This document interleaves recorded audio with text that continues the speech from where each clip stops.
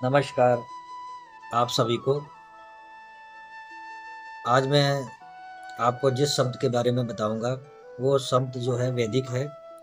और ये तंत्र मंत्र भूत प्रेत की बाधा जिनके ऊपर है ये उसको हटाने के लिए है। और जो लोग बाबाओं से और तंत्र काट करने वालों से मिल चुके हैं और तब भी समाधान नहीं हुआ है, तो मुझे लगता है कि इस मंत्र का प्रयोग अपने घर पे बैठकर अगर करेंगे, जो मैं विधि विधान बताऊंगा, तो कई लोग तो ठीक हो जाएंगे, कुछ लोगों को राहत मिलेगी। जो तो सही विधि से कर ले जाएंगे वो जल्दी ठीक होने में जो है समय नहीं लगाएंगे, और उनको देखने को मिलेगा कि पहले क्या थे और अब क्या है। और जिनको मेहनत करना नहीं आता है और उनके लिए तो समझ लिए वो वैसे ही रहेंगे, तो मुझे लगता है वो ठीक ठाक जो भी उनके मन में आए वो वैसे करें। फिर भी मेरी कोशिश रहेगी कि खुद करेंगे तो ज़्यादा सही रहेगा। अगर कोई ओझा तांत्रिक अगर इस मंत्र को प्रयोग करेगा तो वो भी अगर मेरी बताई हुई विधि से काम करेगा तो वो सक्सेस होगा, क्योंकि ये परीक्षित है। ये वैदिक मंत्र है जो कि गुरु द्वारा मुझे जो है प्राप्त है, और इसका प्रयोग मैं कर चुका हूँ। ज़्यादा नहीं किया हूँ लेकिन कुछ हद तक मैंने कुछ समय के लिए इसका प्रयोग किया था, जो कि रिजल्ट देखने को मिला। लेकिन इसमें जो है आपको कोई भी दिक्कत नहीं होगी। जो तांत्रिक शब्द होते हैं उसमें क्या होता है कि उसमें कभी-कभी जो हम लोग तंत्र काट करते हैं उसकी जो वो सामने की जो तंत्र क्रिया होती है वो भी हमें परेशान कर देती है, उससे हमें बचना चाहिए। और ये जो ऊर्जा है, ये वैदिक मंत्र की जो ऊर्जा है, ये आपको इतना जो है कष्ट नहीं होने देगी, मतलब कि आपकी रक्षा भी करेगी ये जो वैदिक मंत्र है। बस आपको करना क्या है, ध्यान से सुनिएगा। ये जो सप्तमी अष्टमी तिथि आती है और शनि मंगलवार को जो सूर्य की होरा और शनिवार की होरा, शनिवार को अगर कर रहे हैं तो सूर्य की होरा और शनिवार की होरा, इन दोनों में ही आप इसको शुरुआत करिए। इस शब्द में एक जगह अमुक आया है, वहां पर अगर अपना अपने लिए कर रहे हैं तो अपना नाम बोलना है, अगर दूसरे के लिए कर रहे हैं तो दूसरे का नाम बोलना है। तो ये चीज का ध्यान रखिएगा जब आप इसका शब्द का उच्चारण करेंगे 108 बार, वो जरूरी है। अगर इसको कर लेंगे तो आपके मुख पर ये शब्द भी बैठ जाएगा और शक्ति भी जागृत हो जाएगी। इसको करने से पहले एक दिया जलाइएगा और धूप अगरबत्ती कर लीजिए, और जो आपके जो इष्ट देव हैं या गुरुजन हैं उनका नाम जप लीजिए। उसके बाद इसको जो है 108 बार जाप करना है। स्वार्थ सिद्धि योग जो आता है वो देख लीजिएगा, यूट्यूब पर आपको कहीं मिल जाएगा, उसकी भी आपको जानकारी मिल जाएगी। स्वार्थ सिद्धि योग में इसको कर लीजिएगा। नहीं तो एक क्या कहते हैं, ये जो होली आने वाली है इस पे ग्रहण पे भी इसको आप कर सकते हैं। उस दिन करेंगे तो बहुत ही अच्छा योग बना हुआ है, ग्रहों का भी युति अच्छी है, अमावस भी है, नहीं पूर्णमासी है उस दिन, तो अच्छा रहेगा आपके लिए उस चीज को करना। तो ये आपको करना क्या, पहले तो 108 बार जाप करिए। जब जाप करेंगे तो उसमें नाम बोल दीजिएगा जिसका लिए भी आप कर रहे हैं या अपने लिए कर रहे हैं। और जो अपने लिए खुद के लिए कर रहे हैं वो तो 108 की बजाय जितना ज़्यादा करेंगे उनके लिए उतना ही सही है। जब वो जाप कर रहे होंगे तो एक गिलास जो है पानी का अपने पास रखें, और रखने के बाद जब 108 बार हो जाए तो उसमें 3 फूंक मार लीजिएगा। 3 फूंक मारना है और उसको पीना है। उसको 3 घुट करके पीना है। ऐसे किया आपने 1, 2, 3, 3 बार आपको पीना है, 3 घुट करके। इसी तरह जब जितनी बार जब भी जाप करेंगे अपने लिए तो 3 घुट पानी पीना है और 3 घुट दूसरे वाले को भी पिलाना है। उसी से नहाना भी है, और जितनी बार आप दिन में पानी पिएंगे उसी जल को पीना है। मिला लीजिए उसको किसी बोतल में और बढ़ा लीजिए, जितनी बार पानी पिएंगे उसी पानी को पीजिए। आप देखेंगे 3-4 दिन के बाद आपको या तो परेशानी बढ़ेगी या तो कम होगी। दोनों के कारण बता देता हूँ। बढ़ेगी इसलिए कि उस आत्मा को, जो भी प्रेत शक्ति आपके ऊपर है, उसको कष्ट हो रहा है, अब वो इस चीज को बंद करने के लिए या करवाने के लिए आपका कष्ट जो है बढ़ा देगी कि आप किसी तरीके से उस जाप को छोड़ दें। ये निशानी है, समझ लीजिए कि आपका निशाना बिल्कुल सही जगह पे लगा है कि आपकी तकलीफ बढ़ गई है, लेकिन आपको निरंतर जारी रखना है। बस यही आपकी परीक्षा है, जारी रखेंगे तो उसको हटा पाएंगे। अगर आपने अपनी पीड़ा को देखा कि बढ़ गई है तो उसको छोड़ दिया आपने जाप को, तो जो प्रेत शक्ति की जो मंशा है वो उसकी पूरी हो जाएगी। आप उसको वो नहीं हटा पाएंगे, धीरे धीरे उसकी शक्ति कम होती चली जाएगी, उसको मजबूरन आपको छोड़ना पड़ जाएगा और दूर हो जाएगी। और जिनका मध्यम वर्ग की प्रेत आत्माएं होती हैं, तंत्र क्रियाएं होती हैं, तो वो तो भाग खड़ी होंगी। वो 1 हफ्ते के अंदर उनको रिजल्ट मिल जाएगा देखने को, एकदम स्वस्थ हो जाएंगे। अगर कोई रोग पीड़ा किसी तंत्र द्वारा लगा दिया गया है या कोई प्रेत शक्ति ने लगा दिया है आपको, तो वो भी आपको 1 हफ्ते बाद जो है उसका रिजल्ट देखने को मिलेगा। लेकिन पीड़ा अगर बढ़ेगी तो मैं यही कहूँगा कि छोड़ना नहीं है, बल्कि और बढ़ा दीजिए। समझ लीजिए कि ये निशानी है कि आपका निशाना बिल्कुल सही जगह पे लगा है, तो ये करिएगा। और 108 बार जब जाप हो जाएगा तो हो सके तो शमी की लकड़ी ले लीजिएगा, अगर मिल जाती है आपको कहीं से। शमी की लकड़ी मिल जाती है तो बहुत अच्छा है, नहीं तो आप जो है आम की लकड़ी जो है ले आइए। और उसको मैं आपको यज्ञ का जो टाइम बताऊंगा, आप मुझे जो भी यज्ञ करना चाहेंगे होली के दिन, ये मुझे मैसेज कर दीजिए 1 दिन पहले। मैं आपको समय बता दूंगा किस समय पे आपको यज्ञ करना है और किस तरफ बैठना है और क्या करना है, पूरा विधि विधान बता दूंगा, जिससे कि आपको पूर्ण लाभ मिले। पूरी तरीके से आपका जो ये प्रतिष्ठान है एकदम सफल हो और आपको उससे राहत मिलेगी अगर आप ऐसा करेंगे। ये मत सोचिए कि दूसरे यूट्यूबरों की तरह मैं कुछ अपना जो प्रचार कर रहा हूँ। मैं यही चाहूँगा कि आप अगर मेरी बताई हुई विधि के द्वारा करेंगे तो ज़रूर सक्सेस होंगे। बस कुछ कमियाँ कई कई बार हो जाती हैं जिसकी वजह से आदमी सफल नहीं हो पाता है। लेकिन इसका मतलब ये नहीं कि हर जगह के जगह पर आपको जो है गलत जानकारी ही दी जाएगी। अच्छे इंसान भी लोग जो हैं वो बैठे हुए हैं जो लोगों की मदद कर रहे हैं।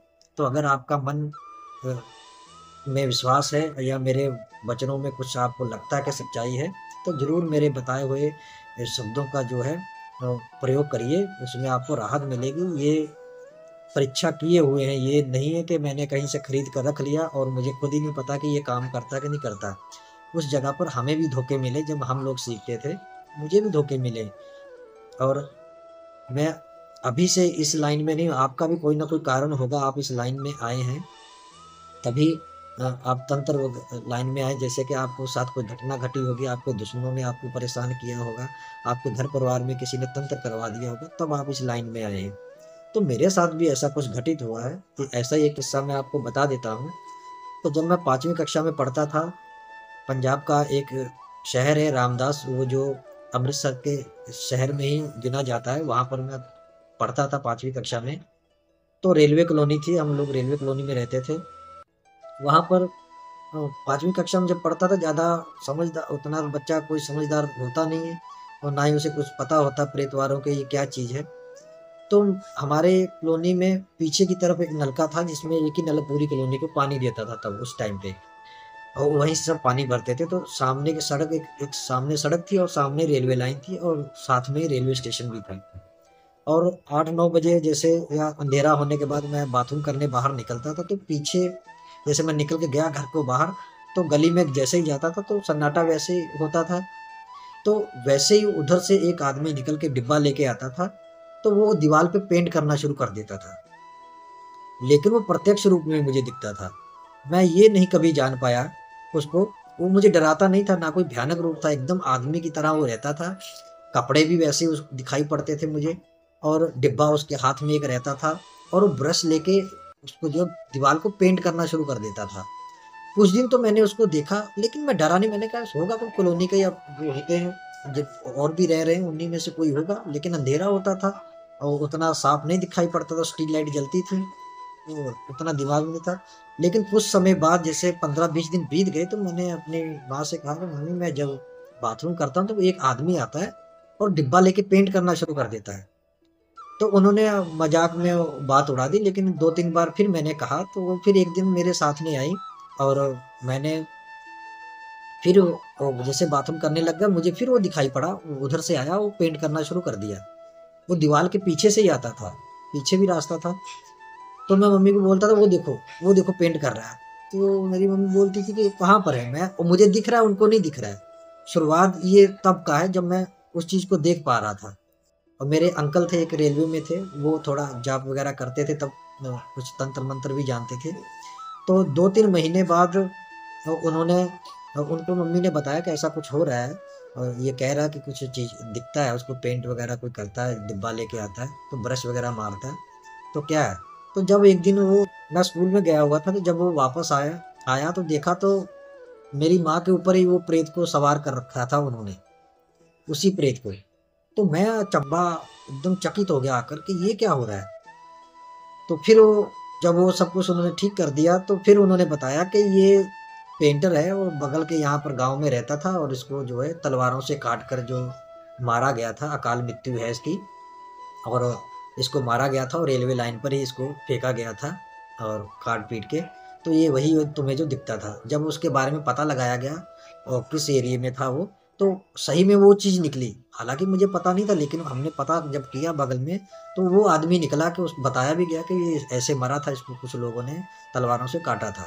तो खुद सोचिए कि ये तब मेरे साथ ये पहला वाक्य हुआ था, ये पहला किस्सा था जो कि ऐसा था। मैं आपको और भी किस्से बताऊंगा मेरी ज़िंदगी में कैसे कैसे मैं आगे अ, मेरे साथ होते गए, तब कब जाके मैं इस लाइन में आया। आपको पता होना चाहिए कि कोई बिना मजबूरी के कोई इसमें नहीं आता है।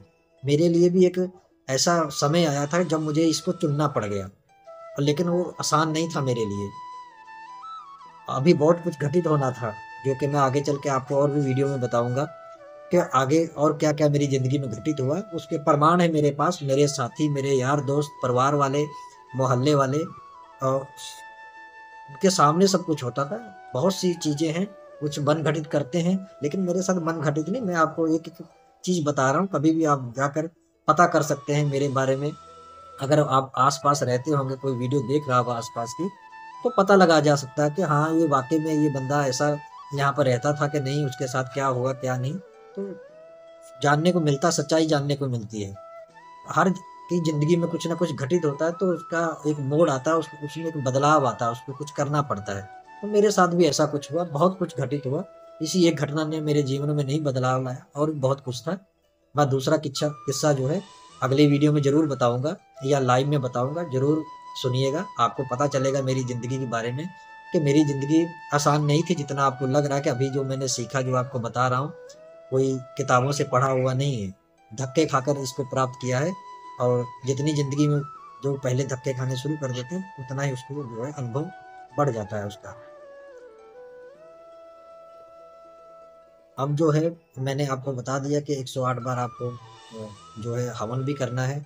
जब आप कर लेंगे तो धीरे-धीरे इसी तरह आप इसका प्रयोग करेंगे तो आपको जो है उससे परेशानी से मुक्ति मिल जाएगी। अगर आप नहीं कर पाएँगे तो ज़रूर मुझसे संपर्क करिएगा। मैं कोशिश करूँगा कि आपकी समस्या को कैसे हल किया जाए। तो फिर सोचेंगे उसके बारे में। आप व्हाट्सएप पर भी मैसेज कर सकते हैं। जिन लोगों को अपना चेक करवाना है कि उनके शरीर के ऊपर क्या बाधा है, किसी ने करवाया है, क्या चीज़ है, तो उसको भी आप मैसेज कर सकते हैं। उसका छोटा-सा शुल्क है, ₹250, वो मैं लेता हूँ। तो फिर मैं आपको आगे की जानकारी दे पाऊँगा, तभी इन चीज़ों का हल हो पाता है, ऐसे नहीं। तो आज की वीडियो यहीं पे समाप्त करता हूँ, और मंत्र जो है डिस्क्रिप्शन में मैं डाल दूँगा, वहाँ पर आप ले सकते हैं। तो फिर मिलूँगा किसी नई जानकारी के साथ, तब तक के लिए नमस्कार।